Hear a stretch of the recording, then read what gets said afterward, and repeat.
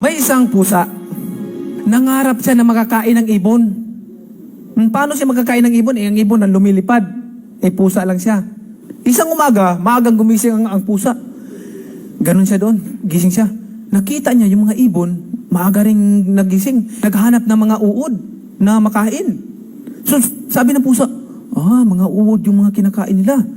So, ang ginawa ng pusa, nag-ibon siya ng maraming uod. Nilagay niya sa isang planggana, ganon.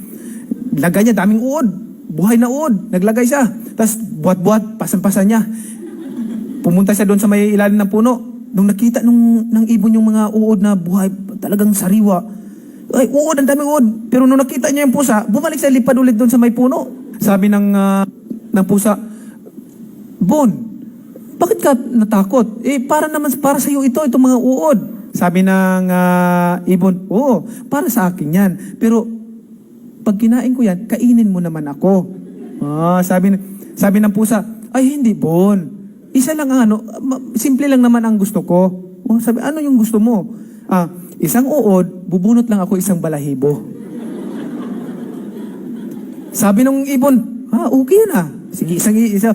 Tumuka siya ng isang uod. Tapos, bunot naman ng pusa ng isang balahibo. Tapos, ang sarap kasi buhay yung uod eh. Paborito ng nung ibon yung uod na buhay. Balik ko siya. Patikim ulit. Bunot na ulit. Hanggang pabalik dahil sa sarap ng uod, dahil buhay. Hindi na malaya ng ibon.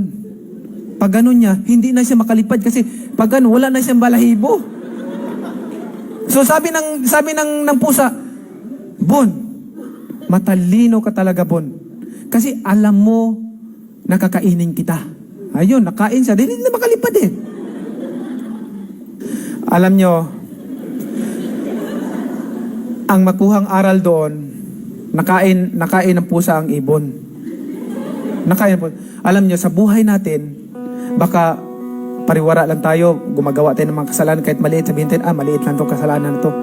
Maliit lang to, walang problema yan, maliit lang yan.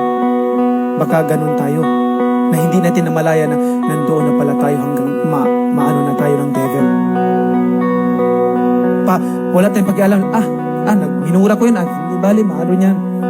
Okay, nagalit ako yun, ganun. Tapos, baliwala lang sa atin, no? Maging aware tayo pag gumawa tayo ng kasalanan na hindi natin sinasadya, no? Hindi ka agad tayo ng tawad. Kasi, baka mapareho tayo sa ibon. Na, isang balahibo lang naman to eh. Hanggang hindi siya nakalipad. Kung palagi tayong gumaganon, hanggang mapunta na tayo doon sa devil. So, amen ba? Yan.